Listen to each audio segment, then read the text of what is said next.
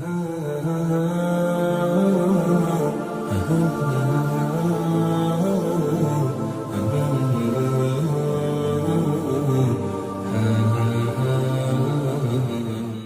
اللہ الرحمن الرحیم الحمدللہ رب العالمین والعاقبۃ للمتقین والصلاۃ والسلام علی سید الانبیاء والمرسلین وعلی آلہ وصحابہ اجمعین اما بعد فاعوذ باللہ من الشیطان الرجیم بسم اللہ الرحمن الرحیم قال اللہ تعالی فی القرآن المجید کلوا من طیبات ما رزقناکم ولا تطغوا فیہ فیحل علیکم غضبی صدق اللہ العظیم و صدق رسولہ النبی الکریم الامین اللہم صلی علی سیدنا و مولانا محمد النبی الامی وعلی آلہ وسلم تسلیما۔ تمام تعریفیں اللہ رب العزت جل جلالہ کی جو پوری کائنات کا خالق و مالک ہے، رحمان ہے، رحیم ہے، قدوس ہے، عزتیں عطا کرنے والا، شفا عطا کرنے والا، زندگی عطا کرنے والا، ہماری شارک سے زیادہ قریب ہے۔ کروڑوں درود و سلام نبی محترم صلی اللہ علیہ وآلہ وسلم کی بارگاہ اقدس میں جو پوری کائنات کے لیے رحمت للعالمین ہے، خاتم النبیین ہے اور ہماری جانوں پر ہم سے زیادہ حق رکھتے ہیں۔ القرآن کے ساتھ آپ کا میزبان عابد حسین مصطفی آپ کی خدمت میں حاضر ہے، اور آج ہماری گفتگو ایمانی غیرت کیا ہے اس حوالے سے ہے۔ غیرت کا جو لغوی معنی بیان کیا جاتا ہے وہ حمیت، آر اور کسی چیز کا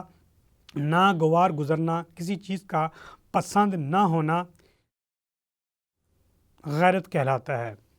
شرم اور حیا، خودداری، یہ بھی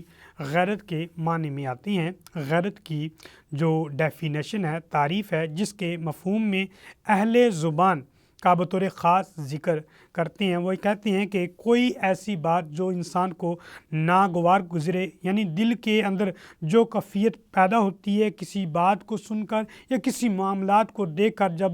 دل میں تغیر پیدا ہوتا ہے اور غصہ پیدا ہوتا ہے تو اس کو غیرت کا نام دیتے ہیں۔ اور اسی طرح دوسری تعریف کرتے ہوئے کہتے ہیں کہ اپنے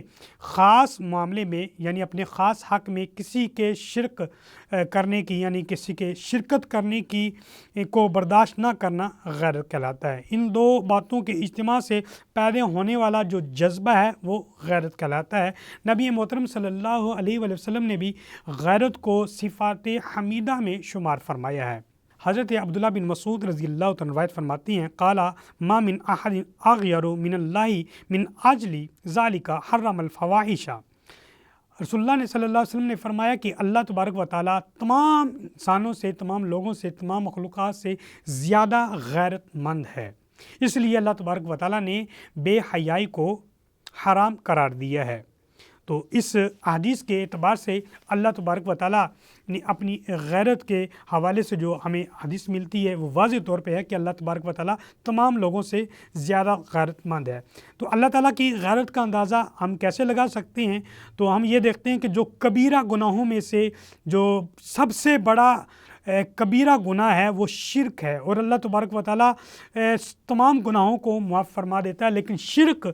جو اللہ تبارک و تعالیٰ کے غضب کا سبب بنتا ہے اس کو کسی لحاظ سے بھی معاف نہیں فرمائے گا۔ اللہ تعالیٰ قرآن پاک کے اندر ارشاد فرماتا ہے، ان اللہ لا یغفر ان یشرک بہ، اور وہ شخص جو شرک کرتا ہے وہ کسی لحاظ سے بھی مغفرت کا حقدار نہیں ہوگا، یعنی اسے بخشا نہیں جائے گا، اللہ تعالیٰ اسے معاف نہیں فرمائے گا۔ اسی طرح اللہ تعالیٰ نے فرمایا کہ ومن یشرک باللہ فقد افتری، جس نے شرک کیا اس نے اللہ تعالیٰ کی ذات پر بہتان باندھا، اسمن عظیما، اور یہ بہت بڑا گناہ ہے، یعنی شرک کو اللہ تبارک و تعالیٰ نے سب سے بڑا گناہ قرار دیا ہے۔ تو اس آیت کریمہ سے یہ بھی واضح ہوتا ہے کہ اللہ تبارک و تعالیٰ اپنی غیرت کا کس طرح ایک وضاحت فرما رہا ہے، اللہ کو شرک کتنا ناپسندیدہ ہے۔ تو اس اعتبار سے ہمیں دیکھنا چاہیے کہ ہم اس اعتبار سے جو شرک والے لوگ ہیں وہ کتنے زیادہ اللہ کے غضب کے اوپر آئیں گے۔ اسی طرح اگر ہم دیکھتے ہیں قرآن پاک کا مطالعہ کرتے ہیں تو پورے قرآن پاک میں اللہ تبارک و تعالیٰ نے غیرت کی وضاحت کرتے ہوئے یہ بھی ایک انداز ملتا ہے کہ مردوں کا نام ہمیں اللہ تعالیٰ قرآن پاک کے اندر ملتا ہے، قرآن پاک کے اندر مردوں کا نام ملتا ہے، عورتوں کا نام ہمیں نہیں ملتا۔ مثال کے طور پر حضرت ابراہیم علیہ السلام، اسماعیل ہے، داؤد ہے، یونس ہے، موسیٰ ہے، ہارون ہے، سلیمان ہے، وغیرہ وغیرہ، لیکن کسی لیڈیز کا نام نہیں ملتا۔ اگر ملتا ہے تو وہ نساء کے نام سے ہے، امرت کے نام سے ہے، زوج کے نام سے ہے، یا کے نام سے ہے، یا ابنا کے نام سے ہے، وغیرہ وغیرہ۔ ہاں، ایک خاتون کا نام جس کا نام مریم ہے، وہ پوری صورت حضرت مریم علیہ السلام کے حوالے سے ہمیں آتی ہیں۔ ایک عورت کا ذکر یعنی نام کے ساتھ بلایا گیا ہے، وہ ہمیں ملتا ہے۔ تو اس اعتبار سے بھی دیکھنا چاہیے کہ اللہ تبارک و تعالیٰ کی غیرت یہ گوارا نہیں کرتی کہ کسی لیڈیز کا، کسی عورت کا، کسی نساء کا نام اللہ تبارک و تعالیٰ لے کر پکارے، کیونکہ وہ ایک خاص مقام رکھتی ہیں، عزت رکھتی ہیں، ان کی خاص ایک عظمت ہے۔ اس عظمت کے پیش نظر اللہ تبارک و تعالیٰ نے ان کا نام نہیں لیا۔ اور اگر قرآن پاک کے اندر ہم دیکھتے ہیں تو یا ایھا الذین آمنوا کا لفظ استعمال ہوتا ہے، اس میں بھی کیونکہ آمنو اس میں بھی واضح طور پر عورتوں کا نام نہیں ہے، لیکن وہ کسی لحاظ سے اس کے اندر شامل ضرور ہوتی ہیں۔ تو اس اعتبار سے بھی دیکھا جائے تو حضرت مریم علیہ السلام کا جو نام لیا اس میں بھی ایک خاص وجہ ہے، کیونکہ لوگوں نے بہتان لگانا شروع کر دیا تھا اس اعتبار سے۔ اور دوسری وجہ یہ بھی ہے کہ حضرت عیسیٰ علیہ السلام کے والد نہیں ہیں، اس وجہ سے اللہ تبارک و تعالیٰ نے ان کی والدہ کا ذکر فرمایا ہے۔ تو یہ بھی ایک واضح بات ہمیں ملتی ہے کہ اللہ تبارک و تعالیٰ نے اپنی غیرت کا انداز کس طرح اپنایا ہے۔ اور اسی طرح اگر ہم دیکھتے ہیں اللہ تعالیٰ کی غیرت کے حوالے سے تو ناموس رسالت کے حوالے سے خاص طور پر کہ جب انبیاء کرام کی کسی بھی نبی کی، رسول کی ناموس کا معاملہ آتا ہے تو اللہ تبارک و تعالیٰ سب سے زیادہ غیرت فرماتا ہے۔ کہ جب ہم دیکھتے ہیں سورہ یوسف کے اندر حضرت یوسف علیہ السلام کی صرف مصر کے بازار میں قیمت لگتی ہے، ان کو لوگ بیچنے کے لیے آتی ہیں اور قیمت لگتی ہے، تو اللہ تبارک و تعالیٰ اس علاقے پر جو سب سے زیادہ خوشحال علاقہ مانا جاتا تھا، ملک مانا جاتا تھا، اس کے اوپر قحط نازل کر دیا، اور وہ قحط 7 سالوں تک رہا۔ اور اس وقت تک اللہ تعالیٰ نے اس شہر کے اندر، اس ملک کے اندر قحط نہیں اٹھایا جب تک حضرت یوسف علیہ السلام کے سامنے سارے کے سارے لوگ بک نہیں گئے، یعنی غلام نہیں بن گئے۔ تو اللہ تبارک و تعالیٰ اپنے انبیاء کرام کے حوالے سے اتنا زیادہ غیرت مند ہے، اور جو شخص رسول اللہ صلی اللہ علیہ وسلم کے بارے میں نا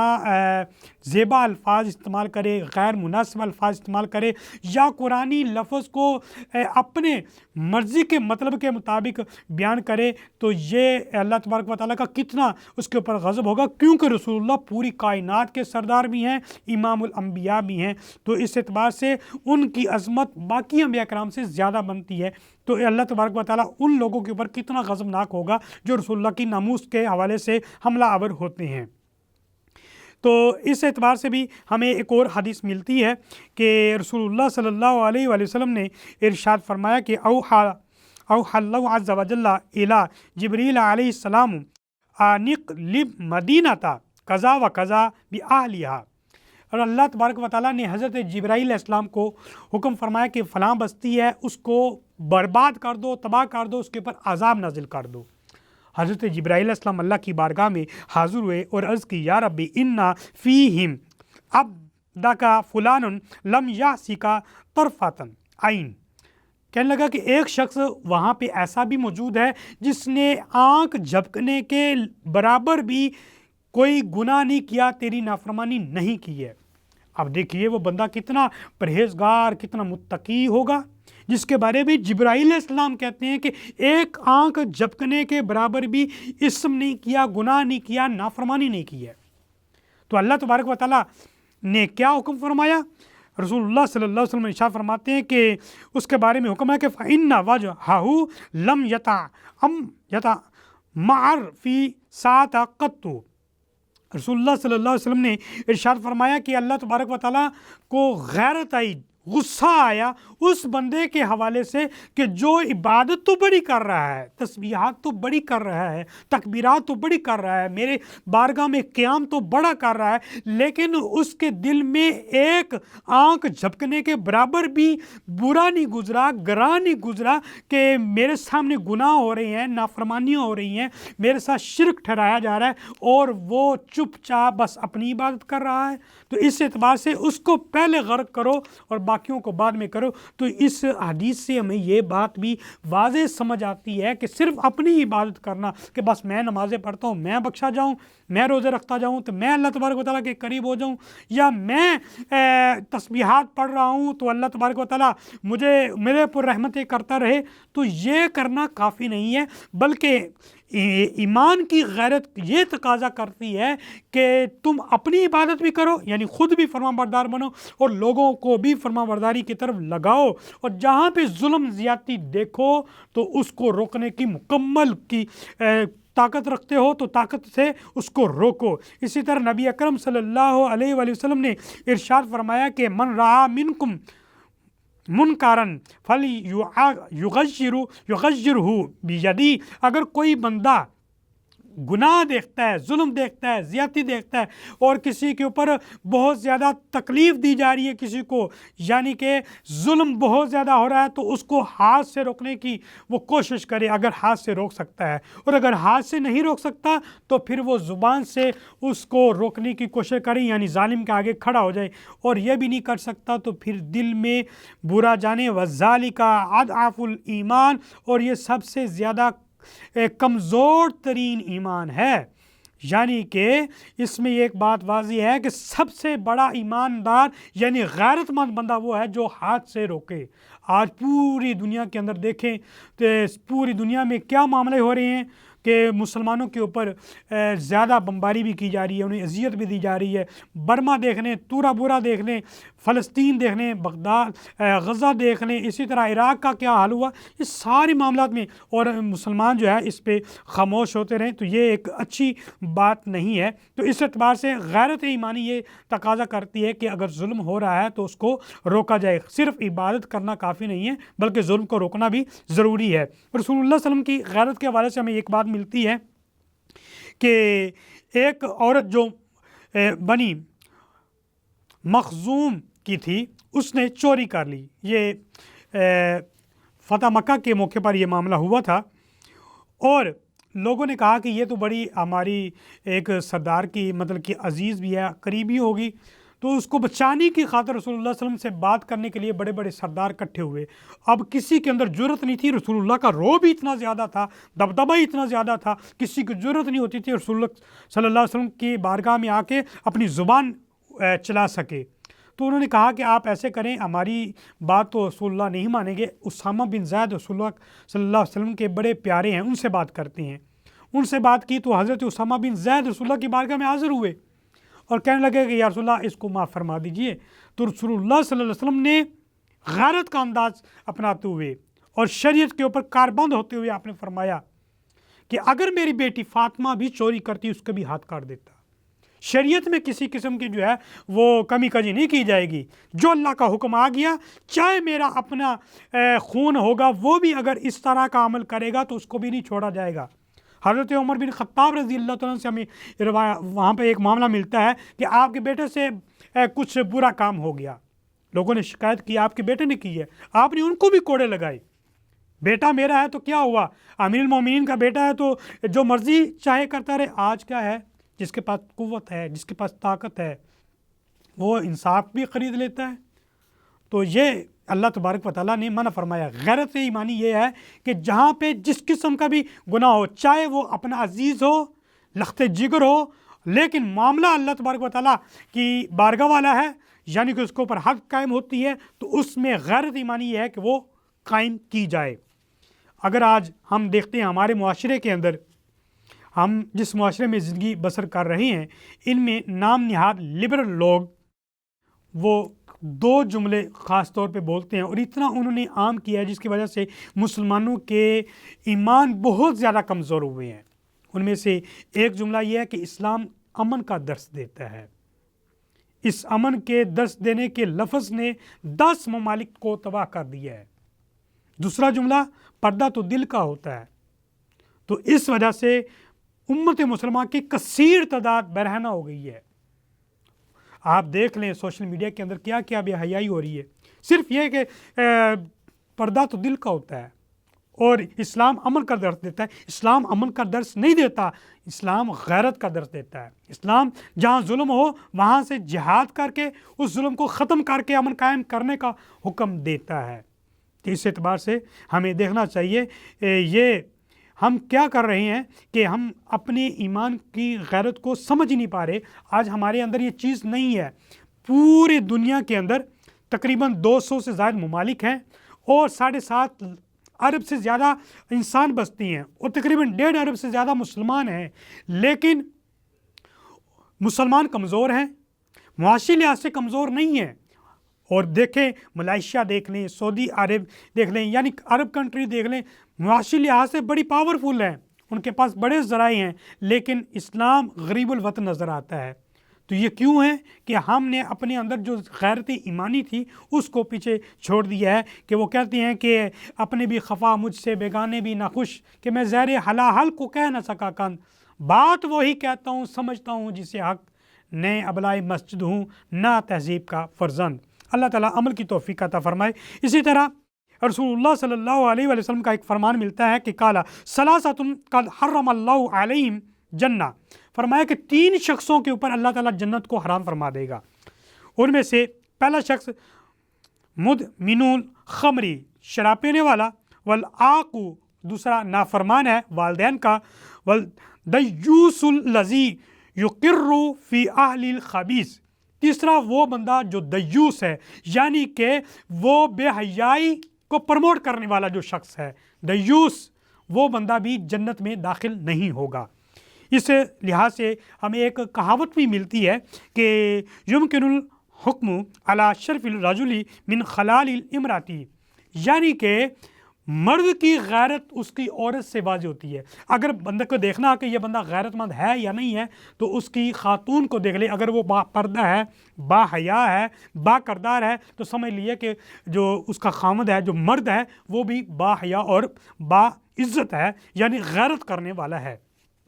اسی طرح ہمیں ایک بہت اچھی بات ملتی ہے، حضرت ابراہیم بن آدم کے پاس ایک شخص حاضر ہوا، کہنے لگا میں گناہ کرتا ہوں تو آپ مجھے نصیحت کیجئے۔ آپ نے فرمایا کہ کبھی بھی اللہ کی نافرمانی نہ کرنا، اور اگر نافرمانی کرنے کا تمہارا ارادہ بنے کہ میں اللہ کی نافرمانی کروں گا، گناہ کروں گا، تو پھر کیا کریں؟ پھر اس کی دی ہوئے رزق سے نہ کھاؤ۔ تو کہنے لگا کہ یہ تو ممکن نہیں ہے کہ میں اس کے رزق کے نہ کھاؤں اور نافرمانی کروں۔ تو کہا کہ جب تو اس کے دیے ہوئے رزق کے کھاتا ہے تو پھر نافرمانی نہ کر، اگر نافرمانی کرنی ہے تو پھر اس کے دیے ہوئے رزق سے تجھے نہیں کھانا چاہیے۔ دوسری بات کہتے ہیں کہ اگر گناہ کرنے کا ارادہ ہو تو پھر اس کی زمین سے نکل جاؤ۔ کہا کہ یہ بھی ممکن نہیں ہے، اس کی زمین سے نکل ہی نہیں سکتا، اس کی اتنی بڑی کائنات سے کہیں سے انسان نکل سکتا ہی نہیں ہے۔ فرمایا کہ جب تو اس کے گھر سے، یعنی اس کی زمین سے، اس کی سلطنت سے، اس کی بادشاہت سے تو نکل نہیں سکتا، تو اس کا رعایا ہے، تو پھر فرما برداری کرنا تیرے اوپر لازم ہے۔ تیسری نصیحت فرمائی کہ اگر تیرا گناہ کرنے کا ارادہ ہو تو وہاں پہ گناہ کر جہاں پہ خدا تجھے نہ دیکھے۔ تو کہا کہ خدا کی تو ہر جگہ نظر ہے، وہ اس کی تو نظر سے کوئی بچ سکتا ہی نہیں ہے۔ تو کہا تو پھر جب اس کی نظر سے تو نہیں بچ سکتا تو پھر لوگوں کی نظر سے کیوں بچ رہا ہے؟ جب اس کی نظر سے نہیں بچ سکتا تو تجھے چاہیے پھر گناہ نہ کرے۔ اسی طرح کہا کہ جب تجھے موت کا فرشتہ آئے تو پھر اس سے توبہ کرنے کی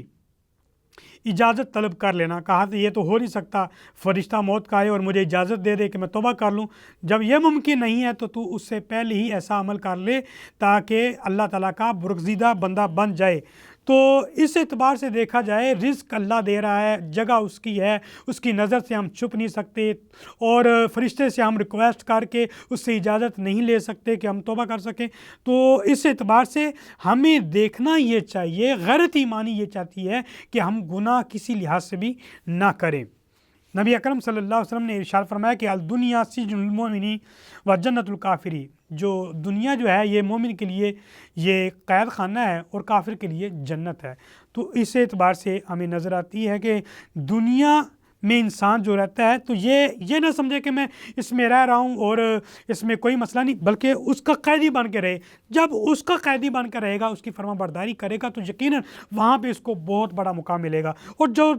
دنیا کی آسائش ہے، رنگینی ہے، یہ کفر کرنے والے بندے کے لیے تو ہے کہ وہ کرے، کیونکہ وہ رب کو مانتا ہی نہیں ہے، اس کی نافرمانی کرتا ہے، تو کل وہ جہنم کی قید میں آئے گا۔ اور اگر بندہ دنیا میں اللہ تعالیٰ کی قید میں آئے گا، فرمان کے قید کے اندر آئے گا، تو وہ جنت کی آزادی میں آ جائے گا۔ اللہ تبارک و تعالیٰ کی بارگاہ میں ہم دعا کریں گے اللہ تعالیٰ ہمیں ہدایت عطا فرمائے اور غیرت ایمانی نصیب فرمائے۔ وآخر دعوانا ان الحمد للہ رب العالمین۔